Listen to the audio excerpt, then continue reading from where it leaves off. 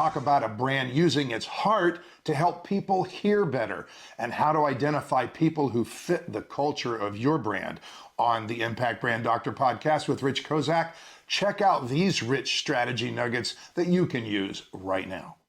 This is the Brand Doctor podcast with Rich Kozak. Here we positively uplift brands with straight talk you can trust. Do you need more clarity in your brand? Are you stuck at the starting gate of the next level of your brand and maybe the gate's locked? Bring your challenges and your vision right here to the Brand Doctor podcast. Today, we get to uplift the brand of Brandon Andrew, co-founder and vice president of Sound Hearing and Audiology that owns clinics across the Western United States. Brandon is involved in a major acquisition and growth mode. So we're going to have him tell us about that right away. And then we're going to talk a little bit about those things that he sees in the way people are, because he has to grow clinics, but he has to grow people. And then we're going to talk about branding. Brandon, you're involved in this major move right now. Like, give us a little bit of background so people know who you are and what you're involved in. So the branding thing makes sense. Okay. Yeah, absolutely. So, been in the hearing dispensing, career myself for about 17 years. My two partners, about that same amount of time. For the last 10 years, specifically with one company and helping them grow from 4 to about 130 clinics. Ooh. We sold that off about 6-8 months ago. And so Congratulations. That's phenomenal. yeah, it was great. It was a great opportunity. Learned a lot from that. And so this time around wanted to be one of the co-founders of a company. And so me and one of my partners decided to go, start our own clinics. And then we were introduced to another gentleman who had just recently started this and was looking to partner up with like-minded individuals to help grow. And so we all came together December 1st, and he had about, 6-7 clinics before that. And so last month, by the end of the month, we acquired, some clinics in New Mexico. Right now, my partners are up in Oregon acquiring, some clinics up there. And so the goal is to, over the next, foreseeable future, try and acquire anywhere from about 5 to 15 clinics a year. Wow. So yeah, we're in a growth mode right now. Wow. Obviously, That's exciting. So I do want to mention on Brandon and your listeners' behalf, don't get bored. This is not a financial play about clinics, because what really happens in those clinics, and I know this because my own mom and I helped get her hearing aids, and there's a lot of different kinds of stuff out there, and they're going to be representing, almost like an independent insurance agent. They're going to be representing all kinds of manufacturers of product. So it's about creating a really successful customer care situation where a person knows they're being cared for and that their hearing is being managed by people who care and know. So Brandon's not a financial dweeb. He's like an audiologist in a way. He even trains other people to be audio. So it's about the customer care, but he's about to create a bunch of places where people get customer care. And so you're going to have to do a lot of people finding. Yeah. How you're going to, people that have to manage them and people that have to guide people in that customer care process. You could call it sell because you're vice president of sales, or we'll call it the guiding of customer care. Yeah. How do you look at a person, because you're going to have to hire a bunch of them, and decide and assess their potential, like soon, and then maybe levels of potential? How do you do that? Yeah, that's a really good question. In that arena, because you've been in there for decades. Yeah. You get it. Yeah. So, what makes a successful clinic, it really boils down to two people. It certainly isn't me. And it's not so much the marketing or the advertising. The brand obviously is huge, getting people butts in seats, right? But the two people that are the most influential clearly in this scenario would be the front office person, how they deal with the traffic that's coming in the door. Do these people feel important as they are? Isn't that remarkable? And then second is obviously the provider. We're not looking for the best salesperson out there. We're looking for the person who is willing to put everything on the line every day and try and help the person that's directly in front of them rather than trying to always forecast or what am I doing? How are my sales or whatever? It's not really what it's about at the end of the day. This is all coming back to customer service and making sure that the person that's right in front of you feels like the most important person to you at that time. And so for me, I'm passionate about this. I'm passionate about helping people. Fitting hearing aids is the most exciting job on the planet, literally. And I've been doing it a long time. I'm going to say there's a different way to think about it, and I'm not correcting you, or I'm reflecting. So, and I'm going to ask you if I can tell you a story. Please. And here's why. This is the Brand Doctor, and this is going to be a rich strategy nugget. And it is define and language the brand first, because it shapes the culture and it will help hire those whom you need to hire. Think whether that's a VA that you're not really hiring, but they're coming on to represent you, but they need to know the brand. They need to know what the brand stands for. So here's how it goes. Here's the story. I was asked to help a person trained by Deepak Chopra to define a retail yoga spa, but at a higher level, one-on-one, not cattle call yoga, one-on-one, and Ayurvedic food and treatments that have proven for years to put people on their personal path of health. So it's unique. So the positioning of one-on-one yoga, integrative yoga method, before it even opens its doors, but it's retail, like Europe. It's a retail, and you get people who are going to deal with them and then create the relationship. And so when we defined in language the brand, we had a set of characteristics that we must become and get credit for. And I'm going to pick one of them. It was validate. So that sounds like this in my parlance. So in order to make the impacts that we clearly see on the individuals we want to serve, and we wrote those impacts down, we said, what characteristics must we become to make those impacts? One of them was validating. In what ways? And there were three. We validate the person, what their self-worth, their possibilities, their unlimited potential. Spiritual. We validate the method that we're using with them, and we validate the results that the program we put them on creates. And the reason I use that example is because it is really relevant to you. Yeah. And you want to have a conversation after this thing, we better, because if you don't skip the step of defining and languaging a brand that gives you those categories of expertise, if you don't skip it and you have that, you can hire based on whether they have those characteristics. Right.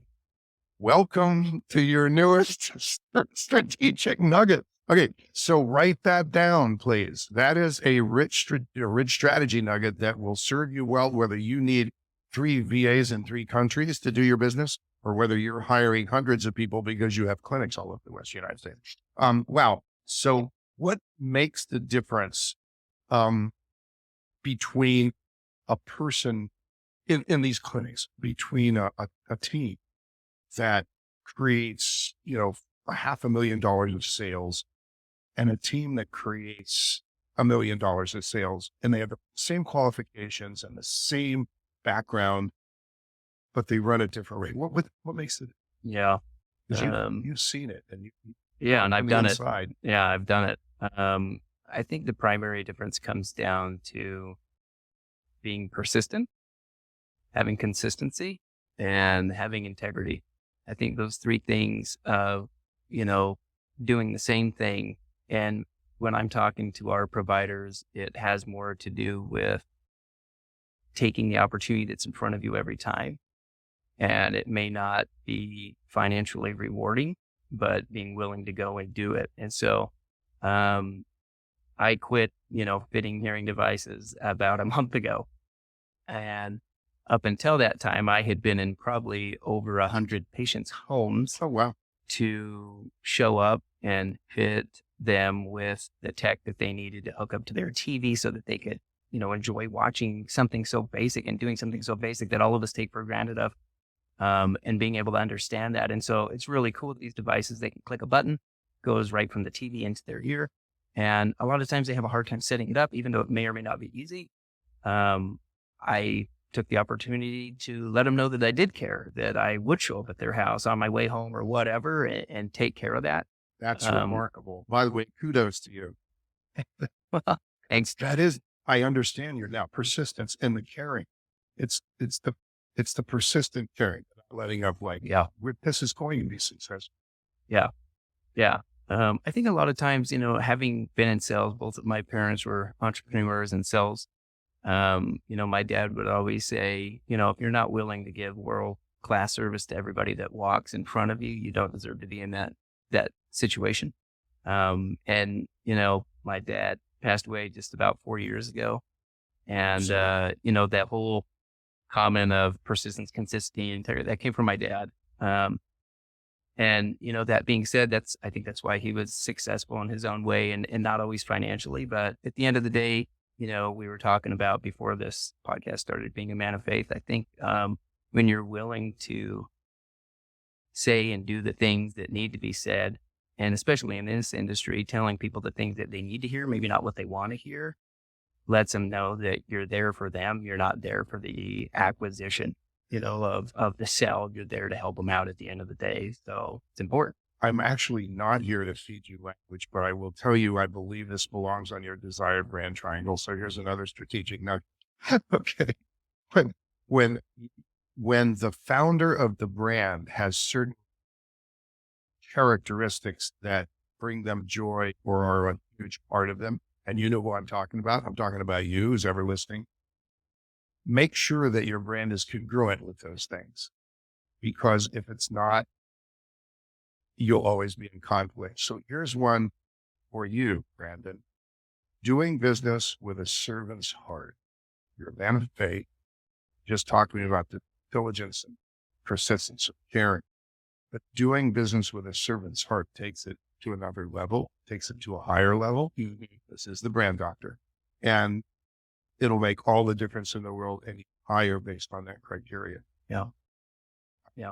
I might have saved you a lot of money right there. I hope so. Seriously. Yes. Anyway, so I wish you the best of luck. I'm going to ask you a question that you don't have to answer, but I'd love to hear it. So you've got this whole team. You're in this acquisition mode. When you guys think and talk about branding, or you gals, or I'm not sure who they are, but what challenges come up when it comes to brand?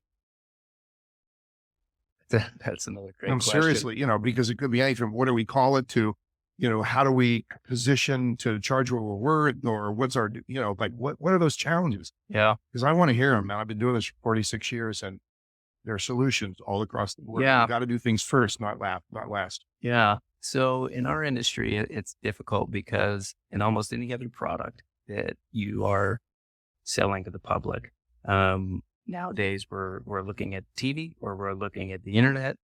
Our demographic may not use the internet a whole lot. And so that's not really a medium that we can utilize that's very effective. And so we're direct mail, that, patient referrals is obviously huge. Right. Doctor referrals, that kind of stuff is really where we put it. Because each clinic has a trading area. Right. Got it? Right. And so, creating your brand in this area, this space, is really challenging. And so for us, our brand and what we do comes down to the person that's right in front of you. That brand is going for us to be built by taking care of the patient that's in front of you, maximizing every opportunity and letting them know that they matter. Let's add to that, leveraging testimonials, capturing testimonials, shaping testimonials, making sure that brand nugget, Rich brand nugget, write this down.